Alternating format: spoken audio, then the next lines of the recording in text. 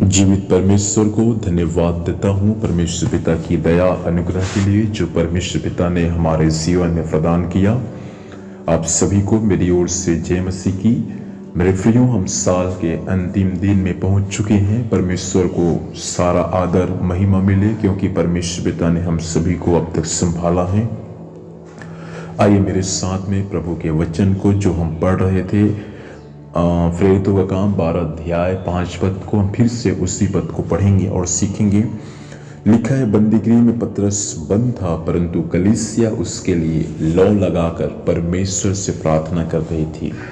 मेरे प्रियो, जब परमेश्वर की कलीसिया जब सताओं से होकर जब जा रही थी तो परमेश्वर की कलीसिया जो है वो विषम परिस्थितियों में परमेश्वर से प्रार्थना कर रही थी।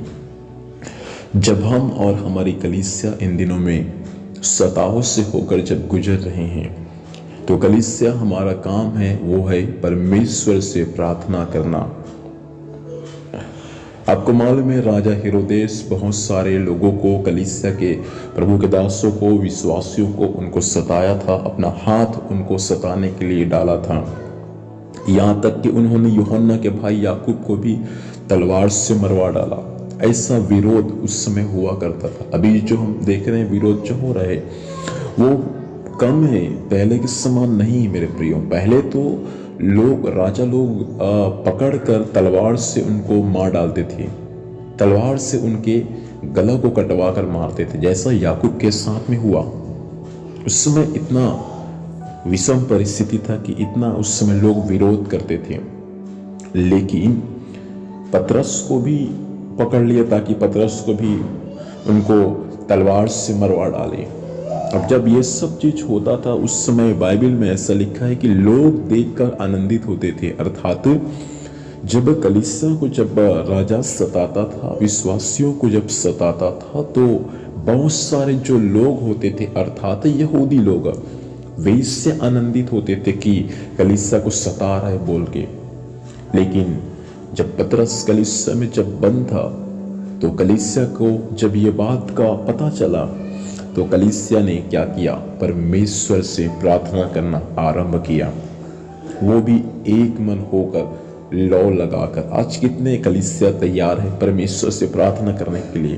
केवल मुंह से नहीं बोलना है कि हमारी कलीसिया सताओं से गुजर रहा है, हमारे विश्वासी भाई सताओं से गुजर रहे हैं, हमारे अगुवे सताओं से गुजर रहे हैं। केवल मुंह से नहीं बोलना है लेकिन साथ में आपको प्रार्थना करना है परमेश्वर से लौ लगाकर।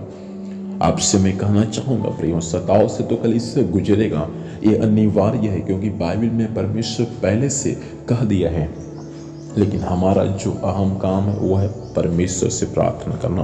प्रार्थना करने वाले कभी पीछे नहीं हटते, प्रार्थना करने वाले कभी निराश नहीं होते। प्रार्थना करने वाले लोगों को परमेश्वर आज भी उनका सुध ही लेता है। इसीलिए मेरे प्रियो, वचन में लिखा है, जो तुमको छूता है वह मेरी आंख की पुतली को छूता है। इस समय जो लोग सता रहे हैं वो प्रभु को सता रहे हैं, प्रभु के कलीसिया को सता रहे हैं। तो आज हम क्यों चुप बैठे हैं? आज हम उठे और परमेश्वर से प्रार्थना करें। जब परमेश्वर से प्रार्थना करेंगे तो परमेश्वर जरूर छुटकारा देगा, जरूर परमेश्वर अपने अद्भुत काम को प्रकट करेगा। इसलिए आज कलीसिया विषम परिस्थितियों में हम प्रभु से प्रार्थना करने वाले बन जाएं। आइए अपनी आंखों को बंद करेंगे। प्रभु से धन्यवाद देते हैं, सुंदर समय जो आपने दिया परमेश्वर पिता। ये साल के आखिरी दिन प्रभु आपके उपस्थिति में हम सबको पहुंचाया, फिर से हम शुक्रिया करते हैं। ये दिन हमारे लिए आशीष का है प्रभु, छुटकारे का है पिता, आपको धन्यवाद देने का है प्रभु जी। हम इस दिन के लिए आपको धन्यवाद देते हैं। आज के दिन भर भी संभाल प्रभु, और आपकी स्वर्गीय सुरक्षा हम पर बना रहे, और आने वाला साल भी पिता ऐसा ही संभालना, जनवरी 1 से लेके 31 तारीख दिसंबर तक प्रभु। और आपकी दया दृष्टि सारे विश्वासी भाई बहनों पर होने पाए, विशेष करके हमारे यूट्यूब में जितने परिवार है पिताजी, सारे परिवारों को मैं आशीष और आशीष देता हूँ प्रभु। सभी लोग प्रभु आप में ऐसा ही बना रहे पिता, ऐसा अनुग्रह को प्रदान करे। धन्यवाद, आपने प्रार्थना सुना, यीशु के नाम से मांगते हैं, आमीन आमीन। अब हमारे पिता परमेश्वर का प्रेम, पुत्र प्रभु यीशु मसीह का अनुग्रह, पवित्र आत्मा की संगति और सहभागिता हम सभी के साथ प्रभु के दोबारा आगमन तक हमेशा हमेशा होती रहे। आमीन। परमेश्वर पिता आप सभी को आशीष दे। आप सभी लोगों को जय मसीह की। God bless you.